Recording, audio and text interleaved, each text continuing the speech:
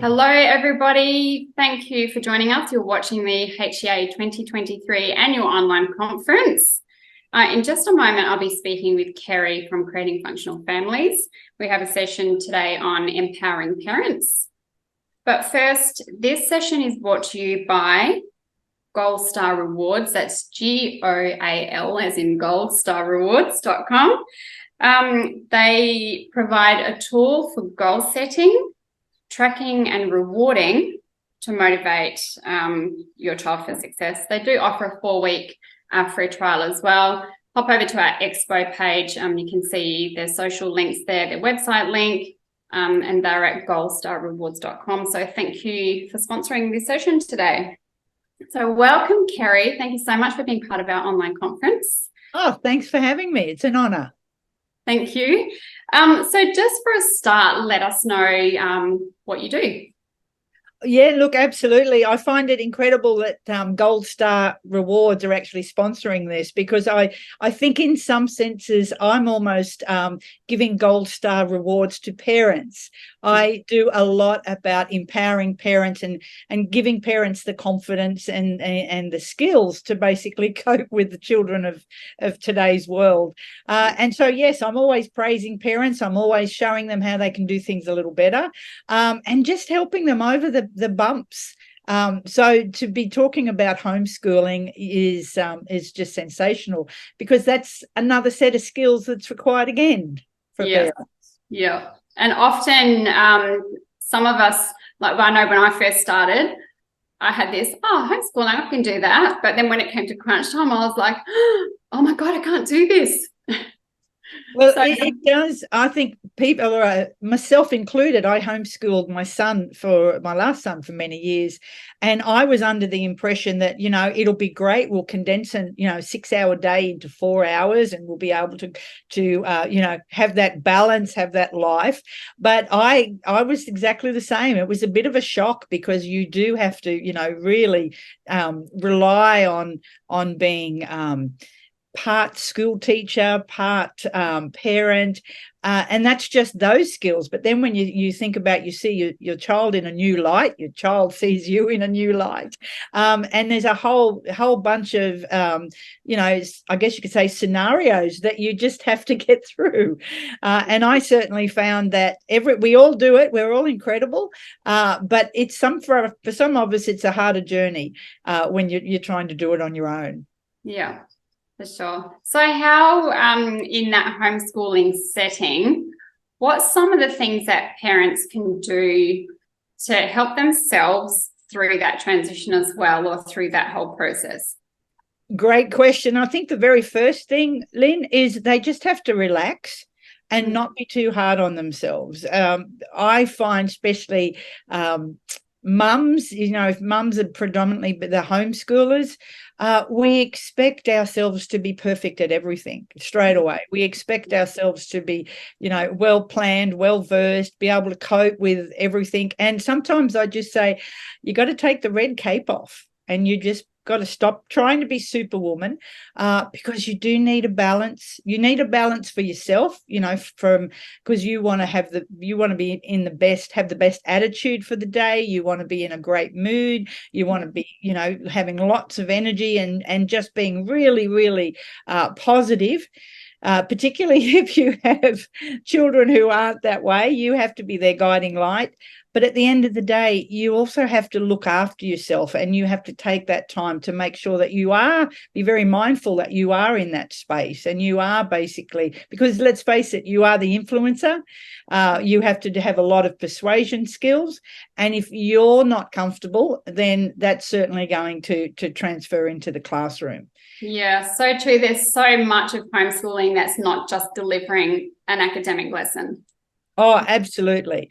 And I think that's where I went wrong. I just thought, yes, I'm a planner, I'm a creator, I can create some lesson plans and some things to do, and off we go. Well, I had a lot to learn. And that's why I'm really pleased to share this. I also almost rediscovered my son. I'd been sending him to school for many years. We homeschooled only because we went overseas. And all of a sudden, I saw things in my son that I was totally unaware of, and not quite sure how I should be coping with them, with the anxiety, with stress. I mean, and that was probably 5 or 6 years ago now. So it's a new world now. It's harder on children and parents more than ever. So, you can see I love what I do. And certainly when I know I speak to parents who are homeschooling, they love what they do as well. Yeah. But they have to basically be looking after themselves first. And then the rest becomes easier and easier. Yeah, it does. Like, it can sometimes seem a little backwards, looking after yourself first and then looking after your kids, because a lot of us are very focused on making sure our children are looked after. Oh, absolutely. And it's a concept. I was speaking to a lovely lady in a nursing home only on the weekend, and I was trying to explain to her how it's important for us now to put ourselves first. And I was trying to explain to this lovely lady, and she's 96, and we're at the end where she's looking at me and she says, I think we're disagreeing here. She said, because I should be, the mold is you look after your husband, you look after your children, you look after the home. Yeah. And talking about a modern woman and someone who's come from a different generation. And I said to her, yes, that's still all relevant, but you must look after yourself first. And I said, so there needs to be time out for mums. There needs to be time for mums to think about, well, what do I want to do this Saturday? Yes, we've got soccer and netball and rugby league, and we've got all that happening, but what's something I can take time to do today for me? It's a different mindset. I think the women that start doing it and start looking after themselves, we've got to get over that guilt and that unconscious bias that I think's been put into us from a very early age. But I often can tell when I have parents come to me, I often can tell how many of the mums are really starting to discover that it's them first, and the other kids later. And the best way I like to describe it is when you're on an aeroplane, the first thing that mums are told when the oxygen comes down, you take the oxygen and then you look after the kids. And so I said to them, it's exactly the same here. You're no good to anyone when you wear yourself, thin, or worse, you actually get yourself into a under the line sort of space. That doesn't help anyone in the household. And I guess it's the same, like, talking about those maybe old-fashioned social norms, where the dads as well having this look after yourself because they're the breadwinners and they're the ones who go to work. And there's often that dynamic that's also changing in our society today. So how can the dads also take that on board? Oh, great question. And isn't it, I mean, I'm lucky enough to have gone through a few generations, but to see the dads now just much more hands-on with raising the children, much more hands-on with getting dinner to get together, even doing housework. Certainly it's making it easier, and we don't want to get into genders here, but it's making it easier, but it's much more, I guess you could say, gives a much more all-rounded balance, and it's much more holistic, healthy household when you've got both parents sort of doing that. I teach a method called the sleep talk process to my mums and dads. It's a beautiful, delicate process that really starts with getting children feeling unconditionally loved and feeling comfortable. And we've just found it's been around 40 years, that when you have just the mums do it, we get really good results. But when we have the mums doing it and then the dads doing it every second night, the results go through the roof. And so people don't realize, just when I say dads, both partners doing it, that's more. When that happens, it's just that the children just respond so much better. So I guess homeschooling is a similar vein. If you can actually get the dads involved, even if it's a dad's getting outside, taking kids to the park, going to do a bit of nature walks, or basically anything like that, the kids flourish and they thrive. And again, it's so important. I keep saying dads. My apologies to everybody. I should be saying partners, because it's a different world. Yeah, it is. But at the end of the day, it's still to me makes very strong bonds. Mm-hmm. And the harder, the harder that dads work, the harder that mums work, the more balls they're juggling. I think the more important it is for them to think, well, okay, I've got to get some help here with my priorities. How can I spend more time with the kids? How can and particularly as homeschoolers, when we come back to homeschoolers, I was very conscious that I used to have to wear two hats. And I was very conscious that, and I'm sure homeschooling parents would do this, that I would clearly articulate to my son, okay, school day's over, now we're going to have some fun, and I would just take that hat off. So there are times where, particularly if you've got children that you have to sit on them to get things done, you have to basically really force them gently. Yes, very gently. I don't know if force is the word, but it's also important for them to have that, to understand that, yes, it's holistic, but mum's now mum. We're out of the classroom and now we can do things that mums would normally do with the kids, apart from the homeschooling. Yeah. So when I hear creating functional families, it definitely sounds holistic. So the whole family is involved in this. So how does that, what does the model look like? Is it a model, or is it something that people can make changes in their life to adapt to? How does it work holistically? Yeah, no, great question. And it's interesting, Lynn, because just part of my research, part of my R&D is just keep abreast of the trends and the themes that come through. And I remember once trying to put trends of parenting onto one screen on a PowerPoint, and it couldn't be done because there were so many. I mean, you have natural childbirth now, you have alternative childbirth, natural child rearing, you have alternative, you have gentle, you have non-disciplined. The names, there's hundreds of them. When I look at creative functional families, I'm very much into parental development. I'm very much getting parents to understand that they can take a bit of everything. They don't have to follow one pattern. And every family is different. Every child is different. It's interesting when you work with hundreds and hundreds of families that there are, I guess you could say, there are models out there where they just get the same model and they just keep feeding it to different families, and the families have to follow that model. With creating functional families, I will say I'm unique because I was a mum of 5 boys, and I say 3 boys only a mother could love. They were challenging. But I do know that every single child has different needs. Every family has a different may have a different challenge or challengers. And the idea is to work out, well, which one are we going to tackle first, and then work through them with the family.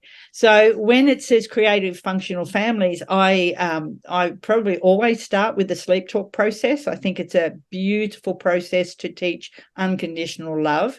But then I might be talking to parents who their children have withdrawn, or the children are quite shy, or they're socially needing some assistance. So in that case, we might talk about how to open communication, and communication.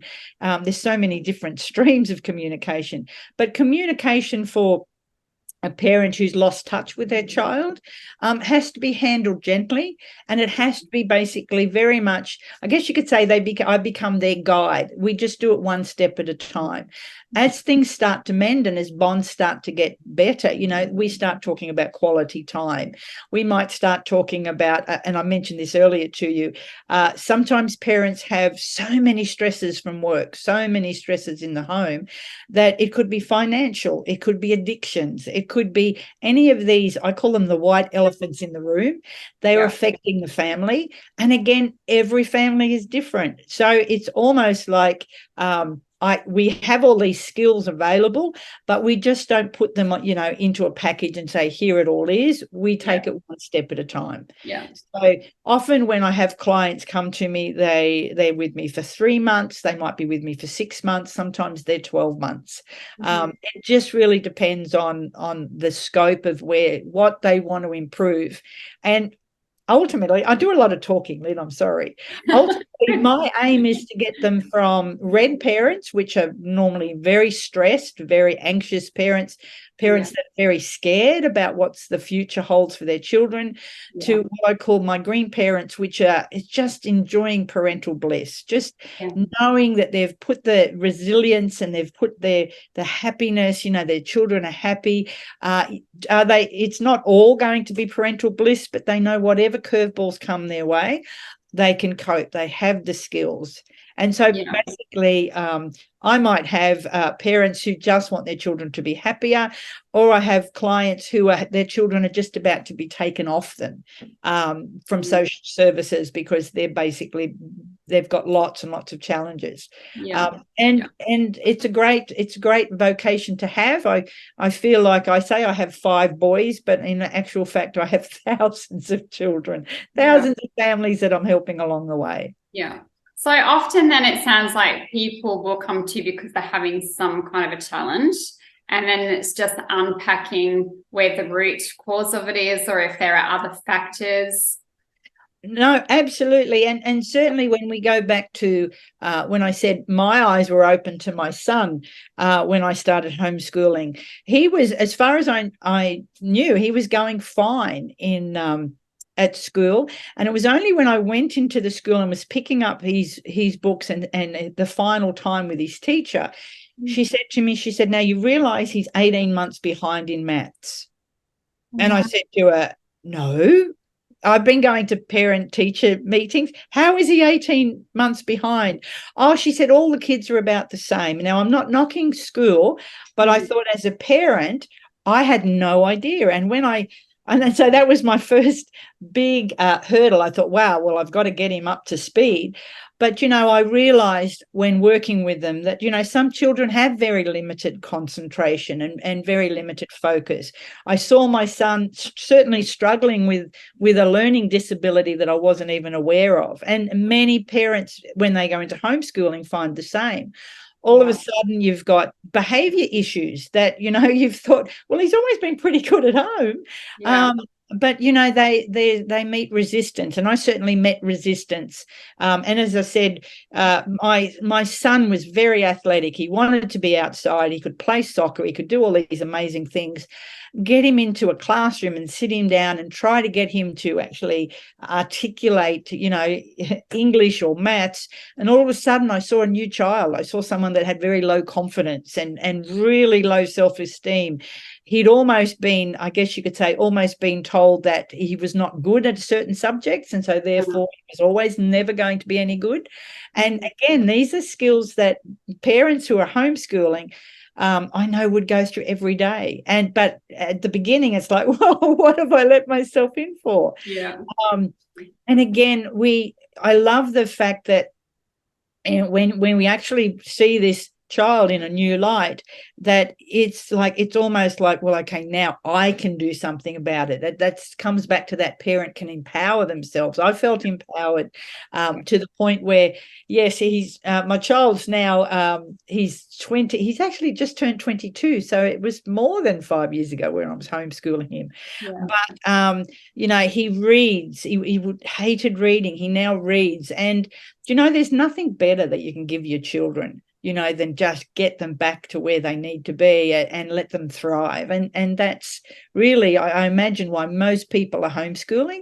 And if they are having challenges, just be aware that, parental education is just learning extra skills, just getting extra skills, and you having the confidence then to step in.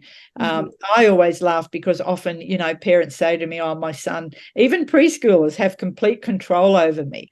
And I went, well, we know they're the most powerful people in the world, but you are mum, you are dad, you have to step up. And parents can when they know how.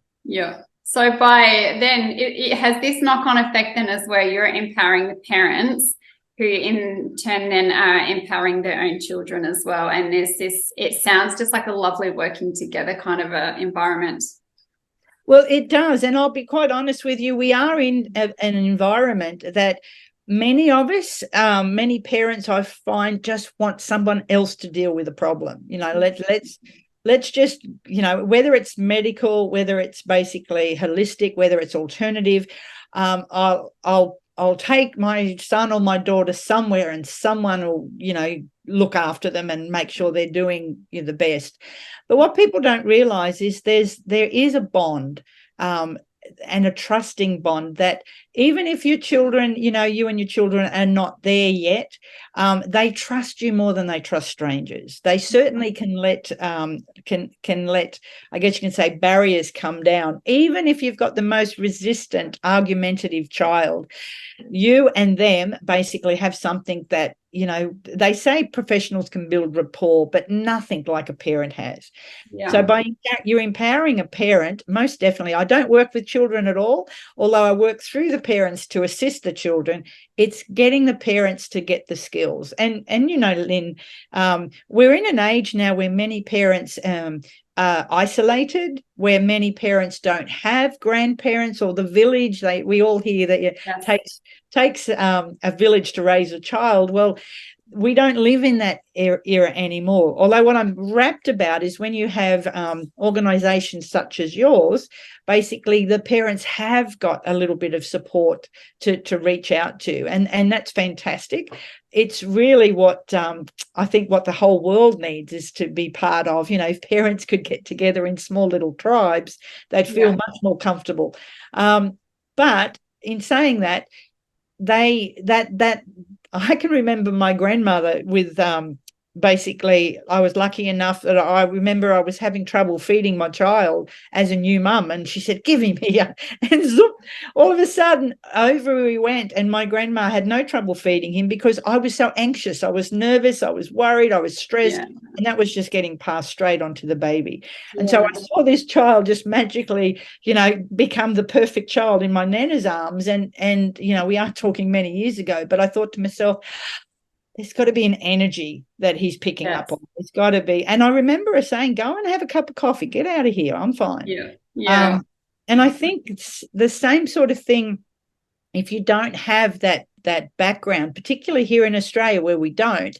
If we were from Italy or Greece, or, from some of those really close family connections, it makes it easier. But a lot of us basically are on our own and feel on our own, and that makes it very tough. Yeah, it sounds like then one of the really most important messages to parents is definitely, and for myself, I would never let anyone tell me, "Oh, just relax." Be like, "But I can't because I'm stressed." And, just having that whole, somebody to ask you to relax, but actually just asking you to relax, just let go for a minute and just take a breath and just look after yourself, just even if it's like for 2 minutes, and just enough to shift that energy on. Oh, absolutely. And this is why I think, Lynn, some mothers are discovering yoga. Some mothers are getting out. You see them getting out in the sunshine. I even suggest for some of my parents, them busy parents, get in the garden, put your hands in the ground, start grounding yourself. Now, many of us, and I find this, just even with myself, many of us know this, but we don't have time, because we're still busy considering all these things. And yet that to me is like, no, we all have the same amount of time, but what we've got to learn is the prioritizing and how to, I call them, batch things together. And parents can get very good at batching things together. Which means, and I just spoke to a mum a couple of days ago who basically said she wants to, we were talking about how great it is if you can actually go back to the old making 3 or 4 meals at a time and then freezing 2 or 3 meals and having a bit of a meal plan. And again, this mum said to me, "Oh, how can I possibly do that?" And then we pinned it down that she can do it on a Sunday. On a Sunday, but I said, don't make it a chore. Get the kids involved. She's got children. So she was saying, I said to her, get them making some Anzac biscuits while you've got the lasagna in the oven. show them how to and shift. And she rang me back after the first Sunday and she said, Kerry, it was great. She said, I absolutely loved it. She said, it took me 2 hours to clean the kitchen. Yeah, I bet. She said it was really good. She's got meals in the freezer now because she's very busy. She's got meals in the freezer. The kids have actually got their own Anzac biscuits that they made to go into their lunches. And at the end of the day, I said to her, she said, but you know what? She said, the big thing for me, Kerry, is we just enjoyed it. I spent quality time with my children. And she said, I haven't done that for a long time. They're normally just in front of the TV.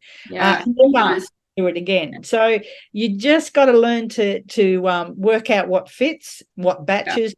And sometimes it's hard on your own, again. But if you've got, a bit of assistance, or you're thinking about, well, I'm Kerry's going to give me a call next week. I have to come up with something. It's just like a bit of a coach. It's somebody that's just egging you along. Not that dissimilar to teaching the kids in the homeschool. It's kind of like you're helping parents uncover what they are already good at and what they already know. Absolutely. And I do have a lot of parents say to me, I know this, Kerry, but I'd forgotten. And in this day and age, and COVID, has been devastating for parents. But I guess when I say devastating, because many parents now see that their children are lacking in social skills. And this was something that I was concerned about when I started doing homeschooling overseas with my son. I thought, well, he's not going to have the little network of friends, or he's not going to basically get out and about. And again, it was quite interesting that that didn't happen at all, because we made the effort to put him into swimming lessons, to put him into somewhere where he can work with kids his own age and spend time with kids his own age. But because of COVID now, I think there are so many children out there, even from preschoolers, who haven't yet got the skills that they needed to at that young age, simply because they were we were all kept inside. I'm seeing in the future that's going to be, at the moment we're talking all about children's anxiety levels. We're talking about children that are having mental health issues. And again, these are things that I think parents have to be aware of and know what they can do. They don't literally have to run off and basically take them to professionals, although it's if that makes them feel comfortable. But in a lot of times, if you're spending more time with your child and you've opened up communication channels and they can start speaking to you, it's interesting how that can all be basically settled down, and children that feel strong and resilient and comfortable with themselves basically thrive. The children that don't thrive, they just need that little bit of extra effort from mum and dad. I think you're right. A lot of the time it is when they feel loved and supported, then that's a really good foundation for them for a start anyway. Oh, absolutely. And Lynn, I had to stop for a while there. I was listening to I guess you could say, a podcast of teenagers. Now, the teenagers were basically talking and sharing their stories with other teenagers, and I literally had to stop because it was really upsetting me, to the point of how many teenagers were coming on and saying they felt invisible. They felt their mum and dad didn't love them. Oh, bless. And but this was like, it was a reoccurring theme, and I thought, wow, do parents realize that these children were opening up because and they weren't opening up to mum and dad, they were opening up to their peer group. And again, I thought to myself, we think, and I've had parents say to me, my children know I love them, I don't have to tell them. It's like, really? And we don't have to go far. We can actually go backwards and go, okay, well, you think about your childhood. What did your mum and dad think about you? Did they really love you? And it is quite interesting sometimes when I turn the tables that, parents say to me, well, they really never had time for me, or I didn't see my dad much. And these are people, that are in their mid-30s, 40s. So Yeah. they're recognized. And often I'll say to them, well, what would happen, if mum and dad were sitting next to you now, what would they say? And, you have parents go, oh, they'd say I was being silly. Well, Yeah. it's exactly the same. You may know your children. And this is where I think homeschooling parents are so lucky, because they do have, they can look at this holistic approach, and they can look at it. Well, I've got to take off the school cap now, and now we're going to do, mum and dad things. In fact, one of the tips that I'll say today to any mum and dad as well is that we really, if you can get children maybe from the age of 7 or 8, and you have special time with them once a week, even as busy as you are, mums can basically take their daughters out for coffee. Dads can take the kids for a walk, or, to a car show or something. But if you could do that weekly before they hit puberty, you've really got a chance to get rid of this invisible, I call it the invisible teenager. Get rid of the invisible tweenies or whatever they are. Because if you just spend 5 or 10 minutes with them, it will make all the difference. And it's a routine that you can really carry on all the way through. Yeah. Oh, thank you. I was going to ask you if you just had one piece of advice or one tip for that holistic approach for someone who is finding the challenges there. What would it be? Well, I do talk a lot about laughter. I do talk about, especially in the classroom. I wrote an article early in the year for HEA, and I said to them that laughter is certainly the way to break momentum, to break their ice, to break the energy. If you've basically got into a situation where and we used to sit down and laughter yoga and do 3 or 4 laughter yogas before we started the day, because it does really set up a nice, and you can go online and there's so many laughter yoga things that you can do. But my son used to let's just say he was not an early morning person. Yeah. So we used to struggle for the first 20, 30 minutes. And of course, once I started doing laughter yoga, it made all the difference. It was almost like, today, now we start with fun, but now we start the hard work. I think I'm going to have to look it up. I've never heard of laughter yoga. Oh my goodness. Well, you have a ball. From a child, again, from a parent's point of view, when I teach this to parents, I really say to them, you got to be childlike. You got to go back. You got to find that inner voice. And sometimes as parents, we get very serious, and we're way too serious, and we forget that, we do have our inner child there.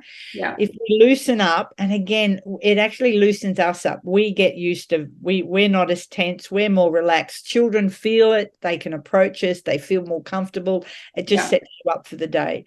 So definitely laughter yoga. But again, with any parent, just think about, what makes them happy first, and then work on that. Look after themselves. If they find they're getting a little bit, and this would happen all the time, I guess, if you're getting a little bit stressed in the schoolroom, and I used to say it to my son all the time, okay, we agree to disagree. Let's go and do something else and just change. You can always come back to it later when you've actually got rid of, you've broken the state.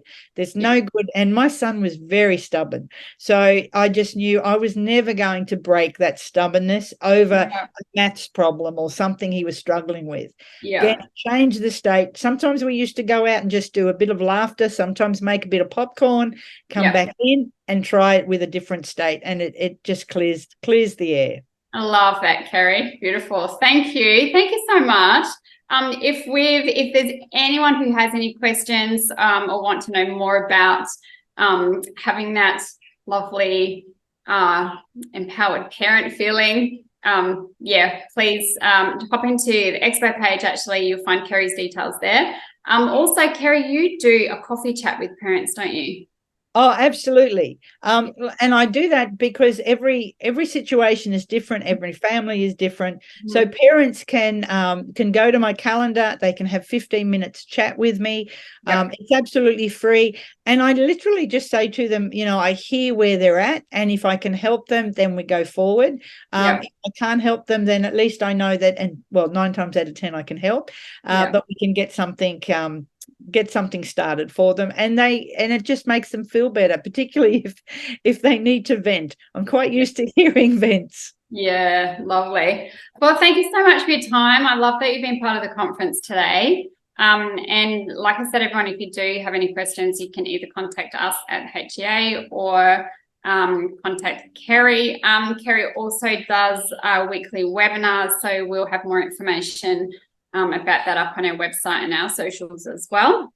So yeah, thank you. There's more to come on the conference, so stick around. In the meantime, thank you, Kerry, and I'll see you all soon. My pleasure. Thanks. Thank you.